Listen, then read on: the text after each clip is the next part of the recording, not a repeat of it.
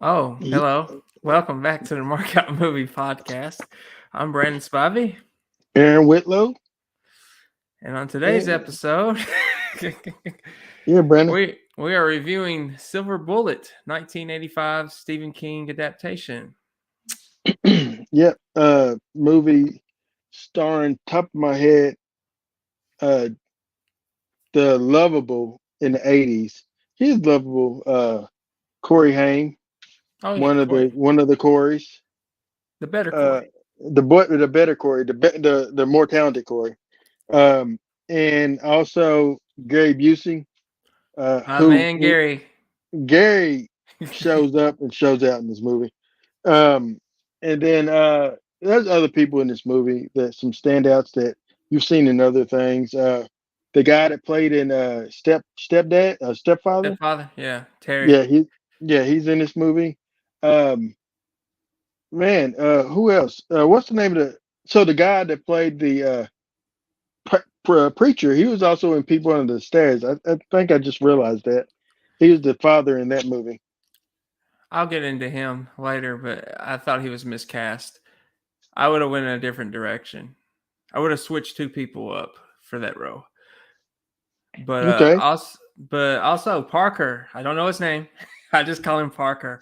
From In the Heat of the Night TV series was in this as a deputy. Was he the deputy that they gave a lot of crap to? Yeah. Okay.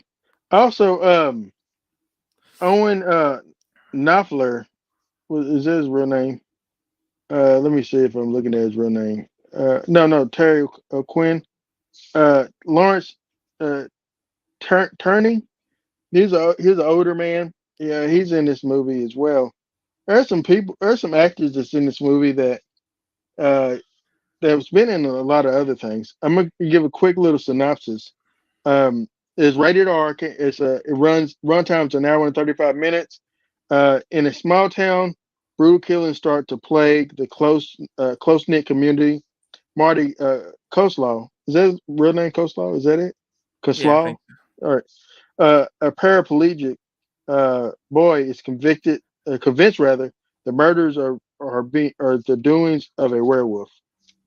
Um, man, this movie, it man, I tell you what, like this movie was so much fun to revisit. I'm be honest with you. Oh yeah. In my opinion. I mean, it's my favorite not vampire. It's my favorite werewolf film. I mean, it always has been though. Like I know a lot of people love The Howling and American Werewolf in London, but they just never really did it for me. And I will say, I don't think there's a lot of good werewolf films out there. You keep wanting to say I, vampires. I, I do. I got vampires on my mind. I want to watch The Lost Boys tonight. There you Another go. Corey. The two Corys with The two Jason Patrick Corys. and the Yeah, coolest vampire of them all. yeah, But yeah, yeah. I agree with you though. This was a lot of fun to revisit. I don't know his name, but it starts with him in the beginning. He's the first victim. That He was the guy. manager in Major League. He's been in a lot Yes. of stuff, but Major League's where I know him from for the most part. Um, Um, he was he fun. is. He had a fun kill. I think it's. I think it's James. No, James Gammon, maybe. Yeah, that's it. That's it. Um, yeah, he's a major league. He played Lou Brown. Yeah, But yeah, he realizing he was in this movie. I honestly didn't. I didn't remember. Like I don't remember the beginning of the movie with this very first kill. I totally forgot happened. I always thought the movie, and then I forgot that the movie had narration with the sister because I yeah. was like, "Who's narrating?" I think the most memorable scene that I remembered as a kid watching this movie, and it's been a while since I've seen it, and I've seen it again maybe in my 20s, I guess. But the most memorable scene as a kid was the scene with in the church. We're gonna get to that, but the church Yeah. bad dream, the nightmare is the most. I remember that it's like etched into my brain. I remember that scene. But yeah, uh, so yeah, the first we started with the first kill, and then it kind of shook the town. But they thought he just got drunk and was killed Yeah. by a train. They didn't know that it was like a werewolf attack. So, um, Well, since we mentioned the werewolf, what did you think of 1985's version of this werewolf? I thought, let me say this. If it wasn't for, I think, um, I want to say that when did West Name come out? When did Werewolf American Werewolf in I was London? 1980, Okay, 5 years so I after would say, this, and then also before this. The Howling was 80. Uh, I would say it's I, early 80s too. I have a point that I'm getting Okay. to. Howling was 81. All right, and then American Werewolf was 1980. Yeah. So I would say this: hadn't been for the Howling and the transformation scene in that movie, uh, this movie transformation scene probably wouldn't have ever taken place. But I would say that it was such a better update from the transformation scene in the original Wolfman, and but it, like with the Howling, they made the transformation seem painful, like like painful, like unbearable. With this, it seems like it was like a growing rage, which Yeah. I like that, and plus he's killing in missed transformation. He's not like just waiting to become a werewolf to kill. He's gonna kill you while he's transforming into that werewolf. Um, Yep. but yeah, I thought the werewolf ultimately I thought the werewolf was really good. I thought any practical werewolf or animatronic werewolf is gonna look far better than CGI werewolves stuff, in my opinion. Oh, I agree. But I will say this is a property that I would love to see remade for today. Just I don't want it to be CGI if they do remake it. But because we've seen those, as you Hmm. just said, they're not good. They're not. They're not. But yeah, I really like the opening scene though. I loved seeing the werewolf come out. Basically hit him with his claws, and I thought, man, I forgot how gory this film actually was. Yes, I forgot about that too. This So movie was very. It did. It didn't shy away from that. no, which Um. I Oh. oh Oh. Yeah. I was just thinking about the like with the death scene of the kid, like Corey's friend. yeah Yeah. Just we don't see it, but but you see it through the father's eyes, if you know what I mean. Like yeah his grief, like it didn't leave anything to the imagination. You just believe that this creature savaged this kid, you know. yeah. And so yeah. And I also like little subplot here for this particular scene with the girl and the boyfriend. She ends up getting pregnant. He wants nothing to do with her. Says it's not his. So she's gonna commit suicide. Wait a minute, before you get to that part, he literally says, "Just remember the good times," and walks away. I cracked up at that idea. He just said, "Hey, it's not my kid.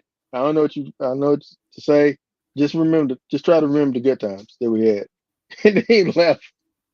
I was like, "That's such a butthole response." But yeah, he should have been killed. But okay. Yeah, he should have. But I mean, just her response though was, "I'm gonna commit suicide. I'm gonna take a bunch of pills, and Hmm. that's gonna be it." And I was like, "Huh, that's an interesting conclusion to your life." Just one little problem with that. The werewolf's going to break into your house, into your window. He's Yeah, going to kill you before you can commit suicide. and, And, and and that's another thing that I liked about this werewolf, in the sense of it seems like for him and the killing and the people that most of the times that he killed was like it was like vigilantism. You know what I'm saying? In the sense of like he's wanting to like it's like he's attacking sins or they was alcoholism, uh, that Yeah, even with the and then kid, he was bullying Marty's sister yeah, quite a bit. I'm not saying someone should be brutally murdered because they bullied someone. Shouldn't. but you shouldn't bully either. Don't bully. You Don't shouldn't bully. bully, but you shouldn't be brutally attacked like that because you This did. is But he paid attention to what was going on in town, and to me, it felt like he was in control. You know, yeah. and that's something different with werewolf films because they're not in control at all. It's the beast just comes out and it does whatever. But this character felt like he was in control of the beast and he could attack whoever he wanted. Like he strategically murdered people, Yeah, and he actually and his justification that we get later on, which we'll talk about. So the a big thing is first like they're not sure who's doing the killings, yeah, but one of them plans on like they plan on confronting the beast. So there's like a mob. I want to say this too. Oh, real quick before I get to that, because you mentioned the bully. I felt so bad for the sister when when the it, I felt so bad for the sister when she was bullied by the kid and he made her fall into the water and with the snake hmm and stuff. And you could tell also Corey's character actually hated that happened. He didn't find it funny. And I think that there's a that tug of war between the sister and the and Corey um is there because she feels like the parents roll over backwards for Corey's character because he's paralyzed. So the way that yeah, they cope with his being paralyzed is they kind of give him whatever he really wants, and the sister feels like forgotten as far as like now I gotta kind of I gotta babysit this kid, and hmm Corey also feels left out because he wishes he can do the things that the other kids can do. Um, which and hats off to Corey Haim, man. Is he played paralyzed really well. Like he didn't move his legs at all. He did a really good job, actually. So yeah. I mean, Corey was the man. He really he was my favorite child actor back then. I just man, he Cl- just I don't know. He just had the right spirit about him. Like you could really get behind him, no matter who he was playing in any type of movie. He just was likable. You know, he just you gravitated to him yeah, you did. because like he had charisma as far as on the screen. He was like very he's like the equivalent. The next equivalent to that to him would probably be Macaulay, and as far as his able to pull people into like wanting to see him on screen. Yeah, But Corey, but the difference is Corey just he had that energy. It was very likable that you just wanted to root for, and just like when you seen him pop up and stuff. That's why it's so tragic that he's not with us anymore. Cause I would love to still see his work, see him working. Um, honestly. But yeah, that's a tragedy for me. it is. Like, but it's Yeah, good that we can still see him and revisit him. yeah, Um, and he was. I would say he was probably the top child actor back then. I mean, he got it wherever he went for. He got. I mean, it didn't matter what it was. He was getting it. You know, mhm. and I believe there was a lot of jealousy with the other Corey Feldman, but Yeah, uh, yeah. He was the better of the Corys. He's the he, better Corey. Like I love them together, but you're there for Haim. You stayed for Feldman. yeah, which I don't understand the jealousy though. Because I mean, Feldman had the Goonies. He was in Friday the 13th, Part 4. He killed Jason for Pete's sake. I mean, come on. You killed a horror icon. What else do you want? Well, because I think Haim would and Haim had more. Haim had that appeal that like he came across as a like I believe that if had he lived and had he not gone down the road that life took him, that he could have grown into like maybe being a leading Yeah, type of I agree. guy in the movies. I feel the same thing about River Phoenix. I felt like had he not went down that road, River would have been like, one of those guys as well. But but he wasn't. But even then, River was a more serious actor. But I think that, well, I can't say that because I think that with Corey Haim, I think that the parts they started giving him was starting to get sillier and sillier. Hmm. But and then with River, I think River he just he started choosing his own roads. He eventually said, "Let me just do what I want to do." Yeah. But I would love to see how they grew into themselves. You know what I'm saying? Like made Hmm. that transition.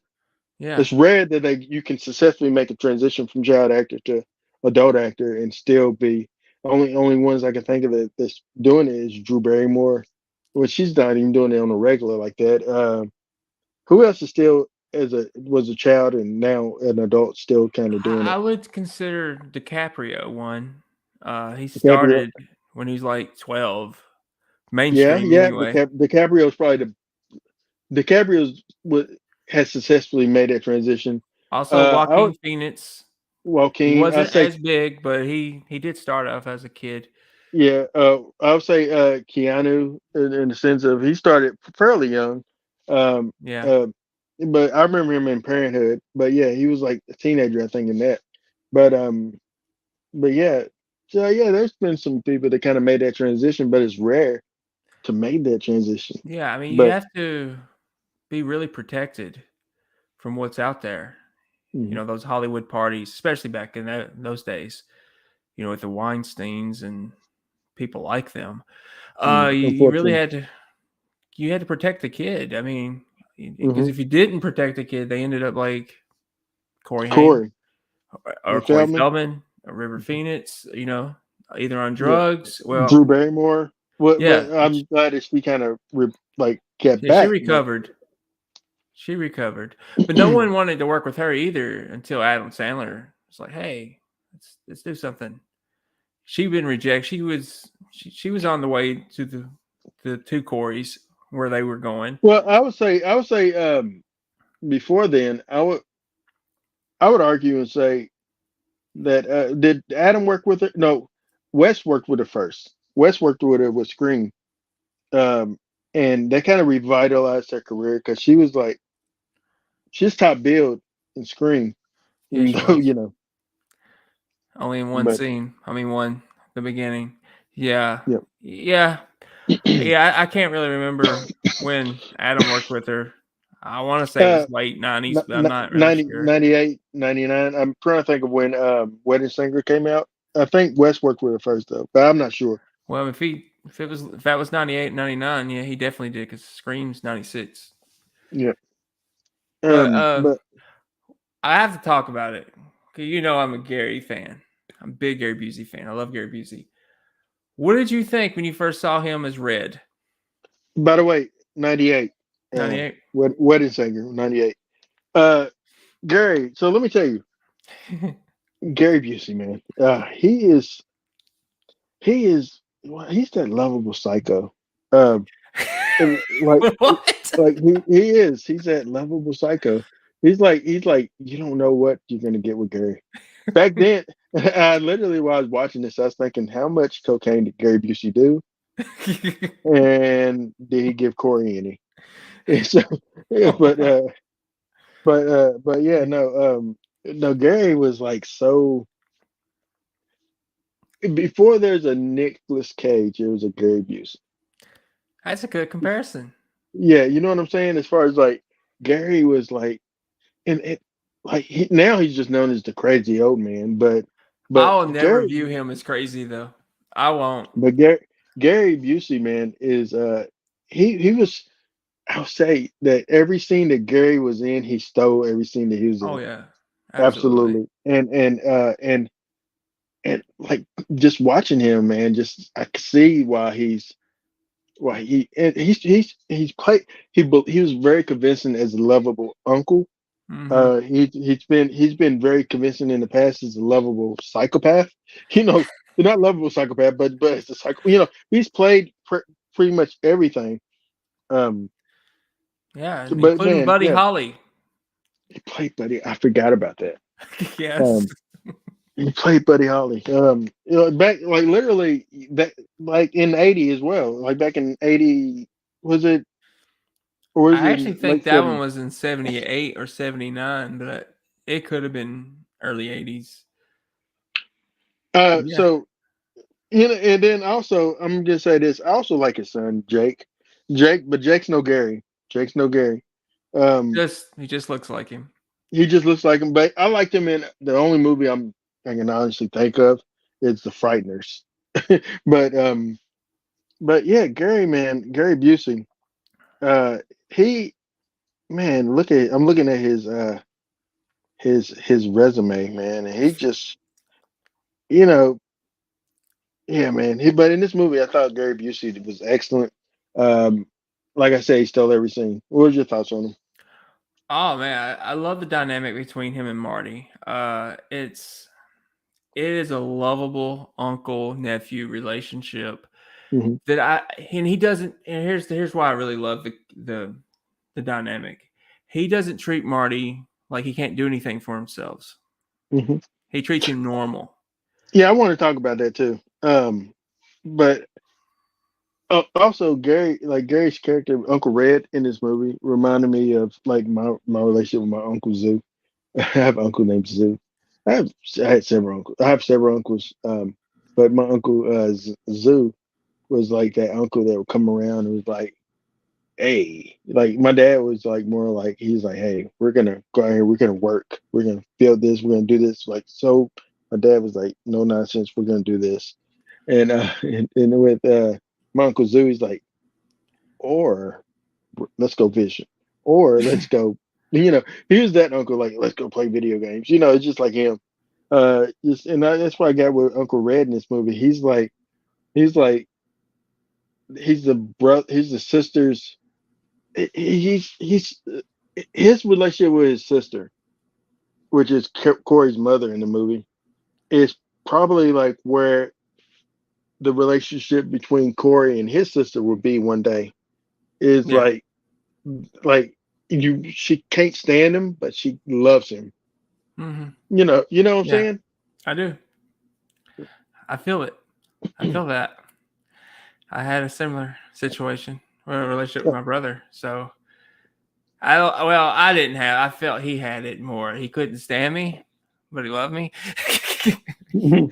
But he was kind of more no nonsense, and I was kind of the goofy one. So we're night and day. It sounds like how many years difference is it? Eight, eight. Oh Yeah. wow. But anybody knows us knows that we're totally different people. But yeah. So I kind of get that vibe with Marty and his sister. They're Mhm. completely different people, but they still love each other. Yeah, and that's like with Uncle Red and his sister, Marty's mother. Uh, she was like she's the one that has a family and kind of has settled down, and he's still the wild child that living living by both barrels type of thing. Hmm. Uh, but he's that uncle, the crazy zany uncle that comes in and gives the kid candy and Yeah, he's a get him all fun hyped uncle. up, and then he leaves. Yeah. He's like a grenade, but but yeah, but no, I really enjoyed Gary in this movie. I did too. I mean, for me personally, it's always it's an experience to watch Gary work. Hmm. And unfortunately, today we can't really watch him work. But back then, oh man, he was. For whatever reason, he always got compared to Nick Nolte. I never have understood it. Oh, he's better than Nick. Listen. I'm gonna go ahead and say this. This might be controversial, but I am not a Nick Nolte fan. Never have I ever been a Nick Nolte fan. I'm not. I didn't like Blue Really? Chips. I didn't like Blue Chips or whatever that was with Shaquille O'Neal. Yeah. I did not like. I don't like 48 Hours. Or I liked it Really? for. I liked it for Eddie. I didn't like. I don't like Nick Nolte. See, I I like just that movie don't. more for Nick because his intensity. I don't I like think it. it It's worked just, well with Eddie's character too. But when I think of Nick, I think of his intensity. The way I think of De Niro, his intensity is just it's off the charts. yeah. I love Nick Nolte, but I never thought he was as fun as Gary Busey on any level. I That's never what I heard that see with Gary. comparison. Maybe because they kind of look alike at one point, I would say. Um, but Gary is Gary. So Gary had an accident, I think, Yeah. where it damaged his face. So if you see what Gary looks like now, it's because of reconstructive surgery and everything on his face. But you know, I do want to mention this. The '80s was different. Oh, very There much was so. Corey Haim. There is no seatbelt or helmet in sight when he's pretty much on this motorized moped, if you will. It's like a go kart, and he made being paraplegic pretty pretty awesome. He like as far as like him being on the like his like when I was a kid, I didn't realize watching it that he was paralyzed. I didn't think about that. I just thought that he had really cool um vehicles. I didn't realize it was like his wheelchair. It didn't dawn on me. It didn't. It really didn't. I do remember he was, but I didn't know. I didn't know how. I didn't know about that. I didn't really know what I was looking at. You didn't know. Yeah, but yeah, I mean, man, hats off to the guy, man. He did a great job. But yeah, his silver bullet was literally the name of his wheelchair, Mhm. his racing wheelchair. Stephen King. I've never read his short story, but I it like it.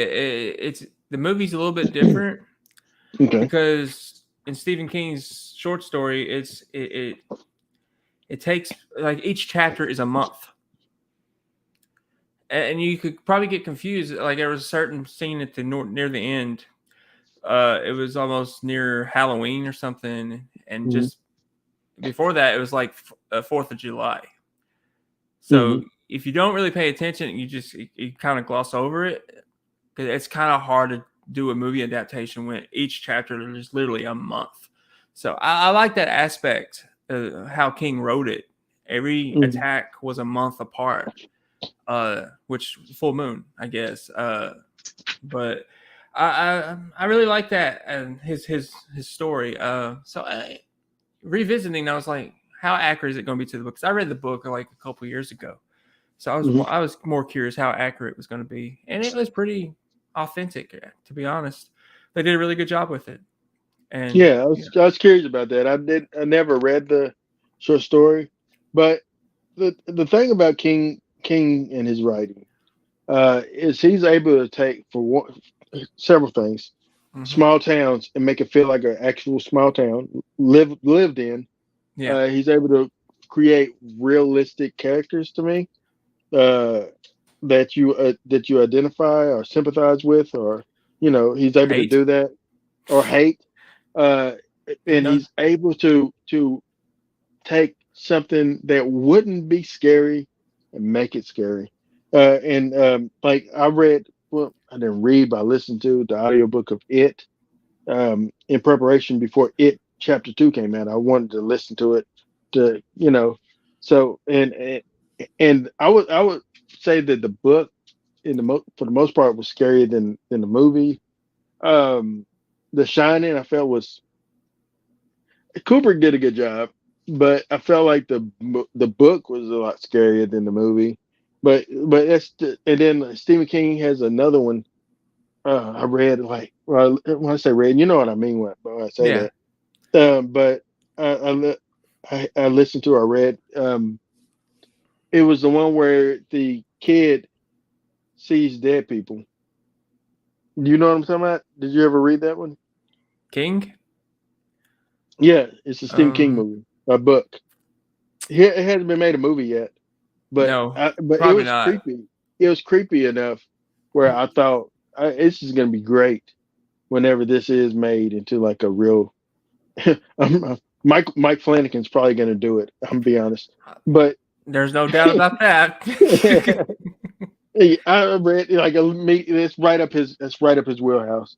He Um, either does original work or he does Stephen King. There is no in between. His TV shows are original, or I'm assuming they are, most of them anyway, or maybe they're but based on other books. I don't know. but he makes it feel like a Stephen King. Like even like Hunter Hill House felt like a Stephen King type of adaptation, though it That's wasn't. that show was much better than the book. It really was. He added Okay. so much to it. What about the did he what's the other one they adapted? Bly Manor. I Yeah. I don't know if I think that's based on a book too, but I'm not sure. Let me And I haven't see. seen. I didn't finish that show, and I haven't seen Midnight whatever or this new one.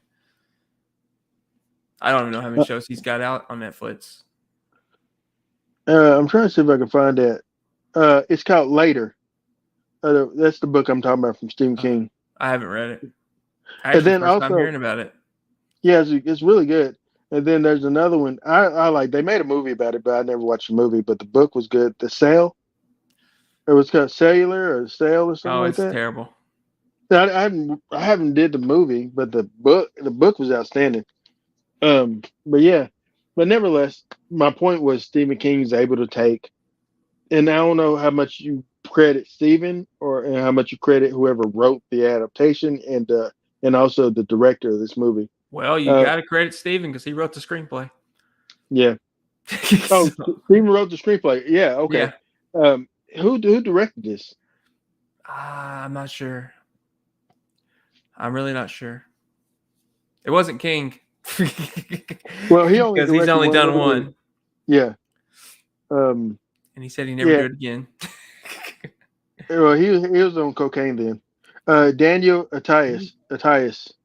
Yeah, he was on He, cocaine a he, lot yeah. during the 80s.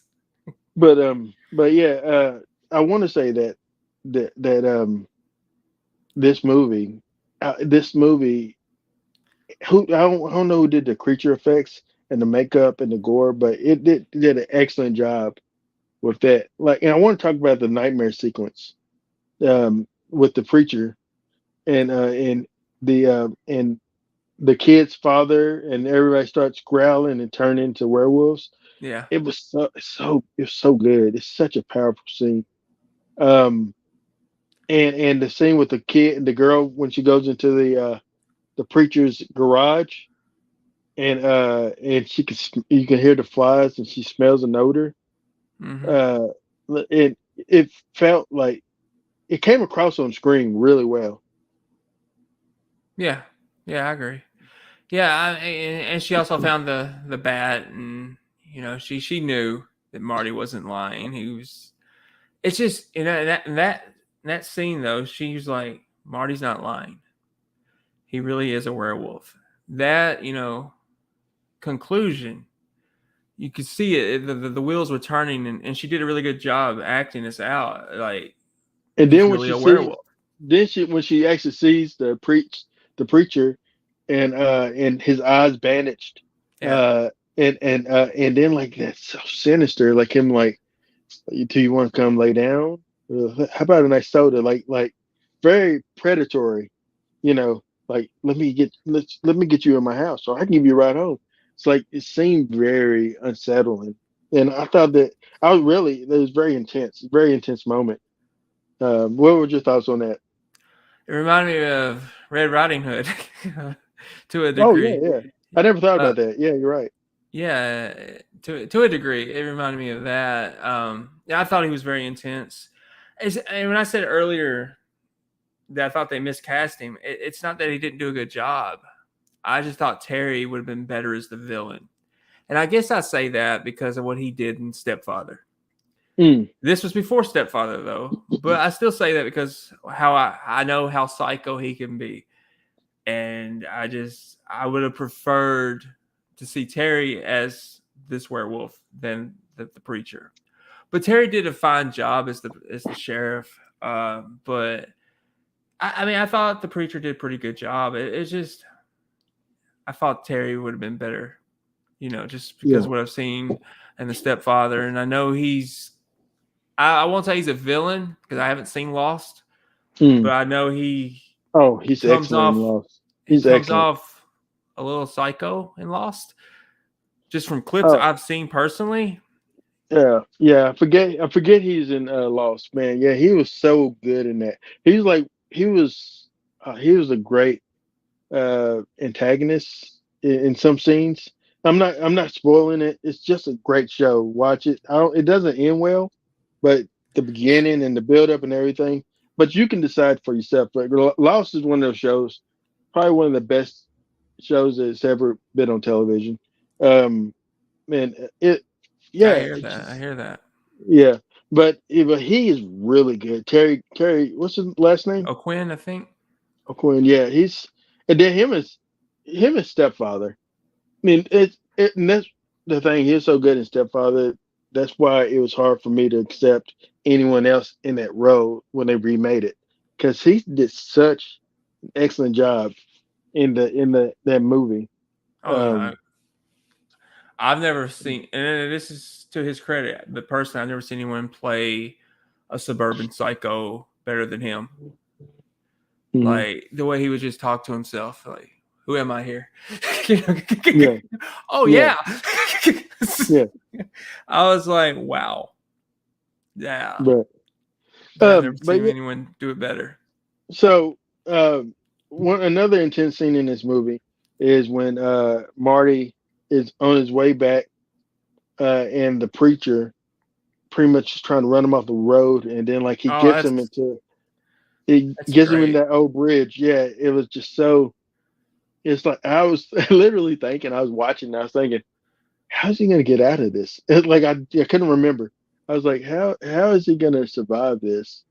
Um, and thankfully he is able to get help. But yeah, and then like Uncle Red finally believed him once he seen the blue paint Yeah. on Marty's wheelchair. So But I love the scenes building up to that where he thinks he's crazy. He's thinking, a mhm. werewolf. Come on, Marty. And you then the know, realization, and he even goes to the sheriff to get him to check him out, once he does believe. And we all know the sheriff doesn't make it, but I love the build up to Red actually believing. mhm. It was a lot of fun. They had a lot of fun scenes together, and Gary had fun with this Yeah, particular character. yeah, and the scene with the with the sheriff's death, it was like, man, it was like the intensity. Oh man, and I would say this to a credit of the guy that plays the werewolf. Um, he did. He was.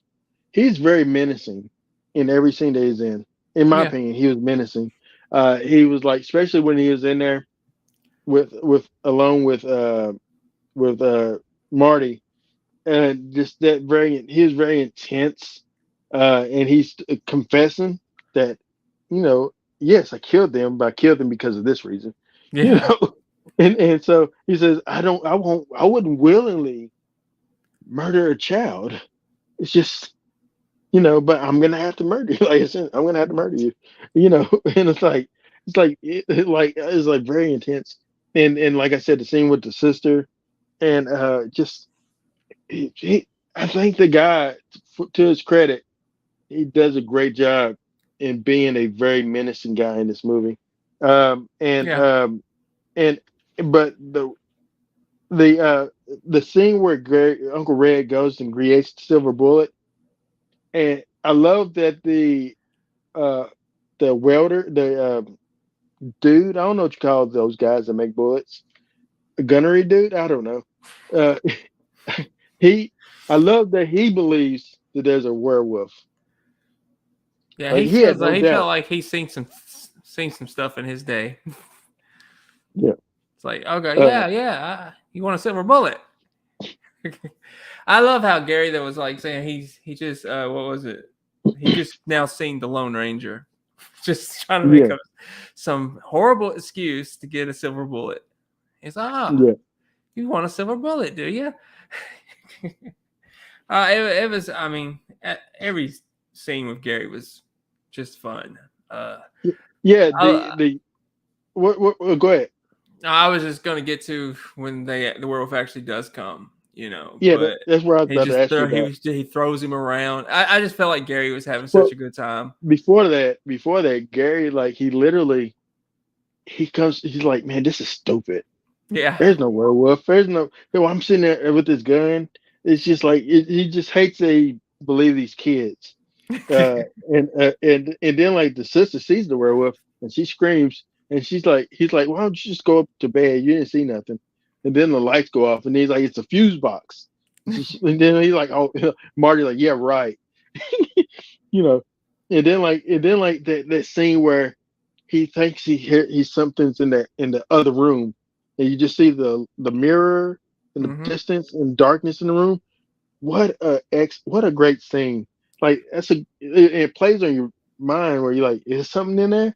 You know, um, it's when, and then like you say, he gets thrown around. But yeah, um, and because before that he takes the silver bullet out and he drops it, and the kids are trying to get it, and they're really fighting this werewolf. They're trying to survive. yeah. You know what though? Throughout watching this, I kind of forgot that this movie actually played out like a slasher movie. Hmm. Most werewolf films don't feel that way though. They don't Yeah, really it feel like does. a slasher movie. I mean, but this one actually felt like it was a slasher movie with a werewolf. And Yeah. I think it's another reason why I really like it because slashers are just my thing. They're Hmm. my favorite subgenre in the horror genre. So I mean, so that's another reason why it's always been high on my list. Uh, Yeah. but I don't know. It was a lot of fun, and Hmm. it took itself serious at times, and times it didn't, Yeah. which There's I think times is a where representation of the '80s. I just think that's just a yeah, representation of the '80s and yeah, what's lacking today. there's times when like, especially when the guys, when they was on when there was like the mob was out looking for them, Yeah, and they were like, yeah, are you gonna piss yourself? Huh? Go on in there. What's wrong with you? He's like, no, no, you go. They're scared. And then, like, the guy gets stuck in the trap, and then, like, he hears something and he gets stuck again. Just like it was fun, man. But yeah, the end, Corey, Marty shoots him in the other eye, and then, like, and I thought that was very impressive. More impressive than it's more impressive than the transformation scene to the werewolf was his detransformation from the werewolf, yeah, uh, which was very memorable. Like him, like the ears start going lower and stuff. Uh, it's done. It reminds me of what they try to do in Fright Night with which it's weird that he became they became were like wolves. It's always been weird to me that in Fright Night that vampires can become wolves. Is weird. But anyway, but yeah, it's neither here nor there. But I thought that was really good. Uh, I thought the movie, I thought the movie was excellent. Honestly, I had fun with everything about it. You ready to give your score? yeah. I guess I'll go first. It's gonna be a little higher than what I rated it. I'm gonna give it a 4.5 out of Hmm. 5. It just was fun. It felt like an '80s movie, which it is. It just you had a really good werewolf. You had a really good fun character in Gary Busey as Red. You had a very compelling protagonist, and Corey Haim is Marty, and the sister Hmm. did good job, did a good job, and you had really good supporting characters as well. I mean, it was almost a near perfect werewolf film in my opinion, Yeah. and I think that's a genre that just doesn't work for the most part. I love Mhm. werewolves, but for the most part, it just doesn't work. It's hard to get it right. Yeah, Yeah, I give. I'm gonna give it the original score. I was gonna give it. I was about to change it for you, but I'm giving it four markers out of five. I thought it was uh, excellent. I thought it was fun. I thought I liked. the casting. I thought people played their characters correctly, um, and I would say that's some of their best work in this movie. Uh, and I agree with you as far as like the genre of Mhm. werewolves movies. We don't have many great ones, and this is I would say this is top five in the werewolf movies. I would say just off the top of my head, this I never liked Howling, but I know people will put that in top five, but I never really liked Howling. But I like this one. I do like American Werewolf in London, but this is better than that. Um, and then I can't think of I can't think of another one that I really, See, there's I me. didn't like. I don't really like the Underworld stuff. Yeah, I was Um, gonna say mainstream. It's the underworld stuff. It's the Wes Craven's Cursed, which I watched that yesterday as well. But it's nowhere. how did that hold up? I mean, it's fun at moments. It's got a really good cast. But I think Josh Jackson was so miscast. I Mm. love him. I do, but he's not good at playing a villainous character. And if you haven't seen it, I spoiled it. That's what I do. You did spoil it. You're right. But he's Um, just not. But I will say the girl from Halloween and Halloween Kills is in it as well. Laurie's daughter. I can't think of her name off the top of my head. She's in it. Christina Ricci, who I love, Jesse Eisenberg, Malo from This Is Us, uh, hmm. Rocky Balboa. He's in it. It had a really fun cast.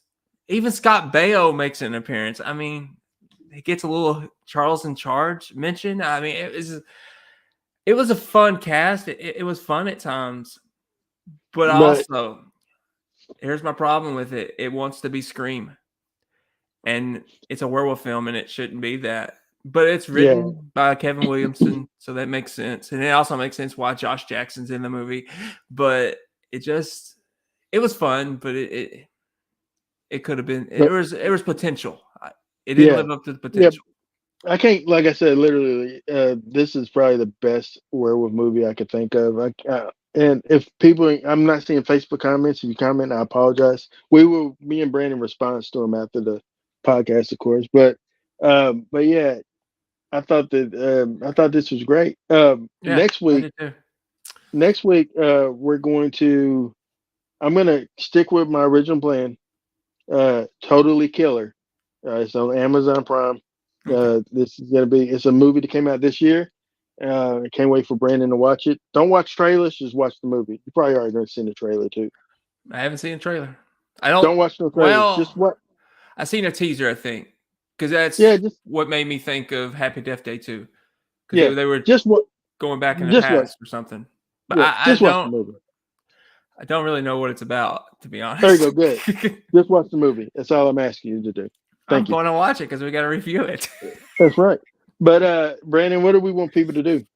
Well, if you had a good time and you enjoyed this episode, we would like for you to like, share, comment, but most importantly, we would love for you to subscribe to the Mark Out Movie Podcast if you enjoyed what you see. And if you don't enjoy, just keep on scrolling. Aaron don't like that. Yeah, I don't like that. He added to it.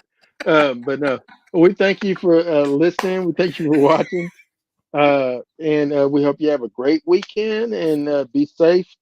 And in the meantime, in between time, Aaron Whitlow, Oh yeah, Brandon Spivey. thank you for marking out with us. If you want to watch Silver Bullet, it is now streaming on HBO or Max, is what it's Yes, called. that's So where I watched feel it. free to watch it. It's just great time. If you haven't watched it, I think you'll enjoy it. If we spoiled it for you, I'm sorry, but still watch it. It's good. But then again, it came out back in 1985, so Yeah, I mean, it should have been. Yeah, it we can't gotta spoil spoil something it. that's that old. We gotta spoil it Yeah, now. Which they yeah, also have a great collection of Stephen King adaptations as well. yeah. Like I saw that. I saw that. I watched the original It yesterday as well. So uh, I won't. I can't say it's as good as the remake, but But Tim Curry is great. Tim Curry is great, but he's so underutilized in that movie. Like Yeah. you wanted It more is. of him. I hated the whole spider ending thing. It's so dumb. To this day, it's dumb. But Yeah. okay, it's just like it's made for TV and it felt like it. Yeah. But And I thought they didn't do a good job with the kids. And I thought that's what everyone loved about the miniseries was the kids aspect, but I thought that was done poorly. I was more no, I invested think with the adults yeah, in me that one. too, me too. I was too. But I'm a big fan of But John Ritter. So I mean, just this, I yeah, hadn't seen him in forever, and I know he passed all away in the right, early all right, 2000s. But R.I.P. yeah, But but speaking of R.I.P. Before we leave, the actor that played who passed away. oh, Polly, Burt Young from Rocky, yeah, Yeah, it breaks I my th- I, heart. th- I thought he was already dead. That breaks my heart even more. I'm sorry, but He I'm did. sorry to. He did get killed off when they did Creed, but it just I don't know. I haven't seen him since the movie Rocky. I think that's the only movies I've seen him in. So he's just Polly to me. I'll Well, never I've see him seen in him. I feel anything like I've other. seen him. I think he was in a couple of one or two mafia films. He Um, looks like a mafia guy. yeah, I think Even in he's been Rocky, in. he looks like he could be a mafia guy. Yeah, yeah, I felt like he was been in a Scorsese film or something. Like I remember seeing him, but he wasn't like the lead wise guy, but he was a wise guy. But yeah, um, yeah, thoughts go out to his family and Yeah, friends, and I didn't see. I'm not saying he didn't do anything, but I didn't see Stallone share anything. I would think he would. I don't know if he did. I didn't see it, but I didn't see it till late yesterday anyway. So it was just sad. what was his name? Burt Young. Or young, yeah. Well, once again, he's in Chinatown. Was he Uh, Jack? yeah, yeah. Okay, I've seen that. I don't remember him, but I've seen that. Let's see. I know he's a real life But boxer in his day, so let's see. But anyway, he probably could have took out Stallone. yeah, probably. But we thank you for tuning in. You Mhm. have a great rest of your day. Yeah. Happy Halloween.